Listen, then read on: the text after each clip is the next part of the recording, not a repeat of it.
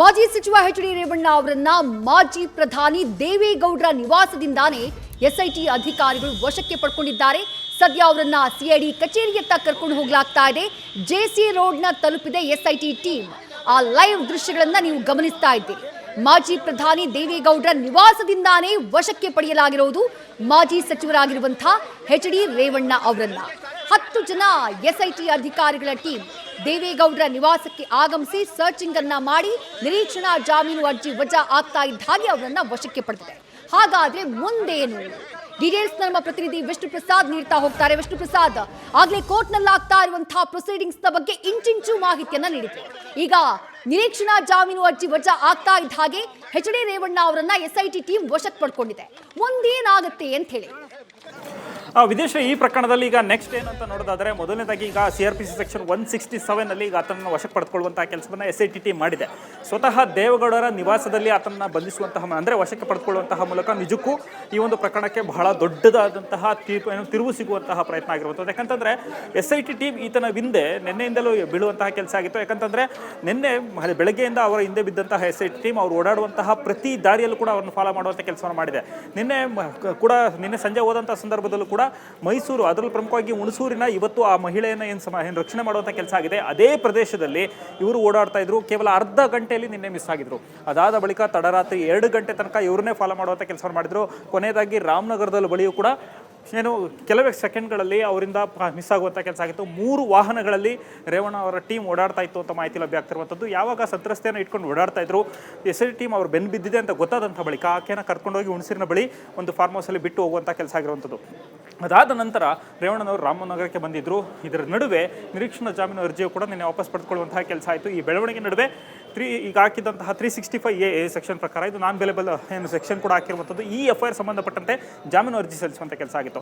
ಈ ಎಲ್ಲ ಬೆಳವಣಿಗೆ ನಡುವೆ ರೇವಣ್ಣನವರು ಇವತ್ತು ಒಂದು ನಿರ್ಧಾರಕ್ಕೆ ಬಂದಿದ್ದರು. ಅಂದರೆ ನನಗೆ ಜಾಮೀನು ಸಿಗುತ್ತೆ ಅನ್ನೋ ಒಂದು ಭರವಸೆ ಆಧಾರದ ಮೇಲೆ ಬೆಂಗಳೂರಿಗೆ ವಾಪಸ್ ಬಂದಿರುವುದು ಕೂಡ SIT ಟೀಮ್ಗೆ ಸಂಪೂರ್ಣವಾದಂತಹ ಮಾಹಿತಿ ಇತ್ತು. ಜೊತೆಗೆ ರೇವಣ್ಣನವರ ನಿವಾಸದಲ್ಲೇ ಅವರು ಉಳ್ಕೊಂಡಿದ್ದಾರೆ ಅನ್ನೋ ಮಾಹಿತಿ ಕೂಡ SIT ಟೀಮ್ಗೆ ಆಲ್ರೆಡಿ ಸಿಕ್ಕಿತ್ತು.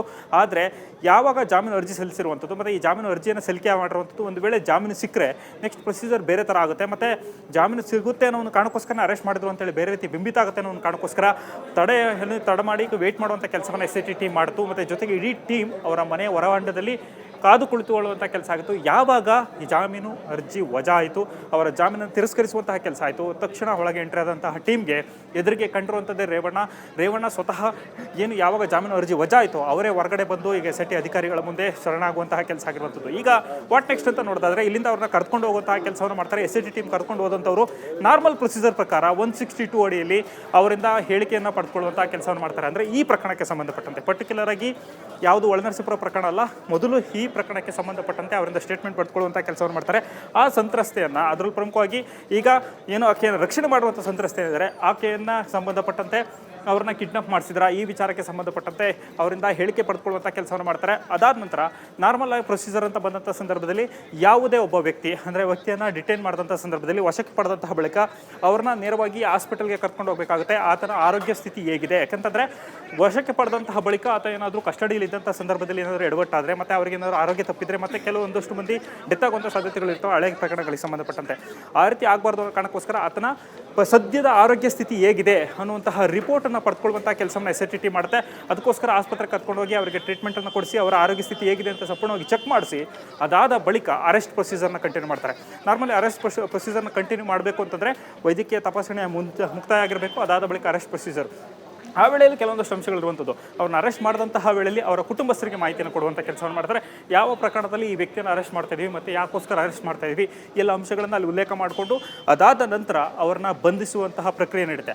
ಬಂಧನ ಆದಂತಹ ಬಳಿಕ ಈಗ ಇನ್ನೊಂದು ಅಂಶ ಇರುವಂಥದ್ದು, ಈಗ ರೇವಣ್ಣ ಅವ್ರನ್ನ ಆಗಲೇ ವಶಕ್ಕೆ ಪಡ್ಕೊಂಡಿದ್ದಾರೆ, ನೆಕ್ಸ್ಟ್ ಅರೆಸ್ಟ್ ಮಾಡ್ತಾರೆ. ವಾಟ್ ನೆಕ್ಸ್ಟ್ ಅಂತ ನೋಡೋದಾದರೆ, ಬಂಧನ ಆದಂತಹ ಬಳಿಕ ಯಾವುದೇ ಒಬ್ಬ ವ್ಯಕ್ತಿಯನ್ನು ಪೊಲೀಸರು ಒಂದು ಪ್ರಕರಣದ ವಿಚಾರಣೆಗೋಸ್ಕರ ಆತನನ್ನು ವಶಕ್ಕೆ ಪಡೆದುಕೊಂಡಂತಹ ಬಳಿಕ ಆತನ ಬಳಿ ಹೇಳಿಕೆಯನ್ನು ದಾಖಲಿಸ್ಕೊಳ್ಬೇಕಾಗುತ್ತೆ. ಕೆಲವೊಂದಷ್ಟು ಸಾಕ್ಷ್ಯಾಧಾರಗಳಿರ್ಬೋದು, ಆ ಪ್ರಕರಣ ಸಂಬಂಧಪಟ್ಟಂತೆ ದಾಖಲೆಗಳಿರ್ಬೋದು, ಆತನಿಂದ ಒಂದಷ್ಟು ಅಂಶಗಳನ್ನು ಪರಿಗಣಿಸುವಂತಹ ಕೆಲಸ ಆಗಬೇಕು. ಅಂದರೆ ಆ ವ್ಯಕ್ತಿಯ ಬಳಿ ಅವ್ರು ತೆಗೆದುಕೊಂಡಂತಹ ಬಳಿಕ 24 ಗಂಟೆಗಳ ಕಾಲ ಒಬ್ಬ ತನಿಖಾಧಿಕಾರಿಗೆ ಅವಕಾಶ ಇರುವಂಥದ್ದು. ಅಂದರೆ ಈಗ ಅವ್ರನ್ನ ವಶಕ್ಕೆ ಪಡ್ಕೊಳ್ಳುವಂಥದ್ದು 6:50ಕ್ಕೆ ಏನು ವಶಕ್ಕೆ ಪಡ್ಕೊಂಡಿದ್ದಾರೆ, ಇಲ್ಲಿಂದ 24 ಗಂಟೆಗಳ ತನಕ ಅವ್ರನ್ನ ನ್ಯಾಯಾಧೀಶರ ಮುಂದೆ ಹಾಜರುಪಡಿಸೋದಕ್ಕೆ SIT ಅಧಿಕಾರಿಗಳಿಗೆ ಅವಕಾಶ ಇರುವಂಥದ್ದು.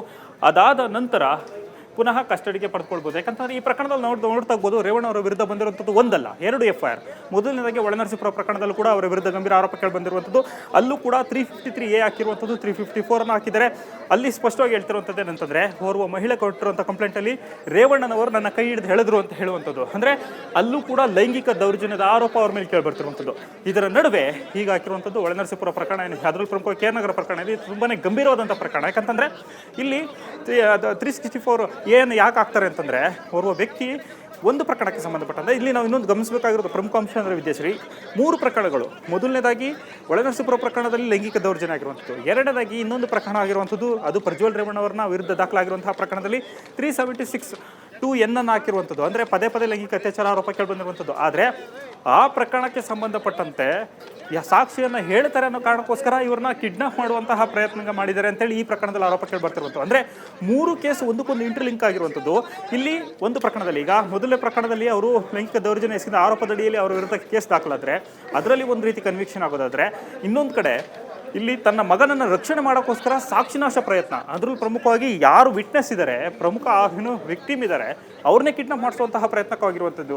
ಹೀಗಾಗಿ 3 ಪ್ರಕರಣಗಳಲ್ಲೂ ಕೂಡ ನೆಕ್ಸ್ಟ್ ಪೊಲೀಸರು ಇನ್ವೆಸ್ಟಿಗೇಷನ್ ಮಾಡ್ತಾ 3 ಪ್ರಕರಣಗಳನ್ನ ಇವ್ರನ್ನ ಆರೋಪಿಗಳನ್ನಾಗಿ ಮಾಡೋದಕ್ಕೆ ಅವಕಾಶ ಇರುವಂಥದ್ದು. ಹೀಗಾಗಿ ನೆಕ್ಸ್ಟ್ ನೋಡ್ತಾ ಹೋದಂಥ ವೇಳೆಯಲ್ಲಿ ನಿಜಕ್ಕೂ ರೇವಣ್ಣ ಅವರ ಪರಿಸ್ಥಿತಿ ಕಠಿಣ ಆಗ್ತಾ ಹೋಗುತ್ತೆ. ಇನ್ನು ಇದೆಲ್ಲದು ಒಂದು ಕಡೆ SIT ಮಾಡುವಂಥದ್ದು.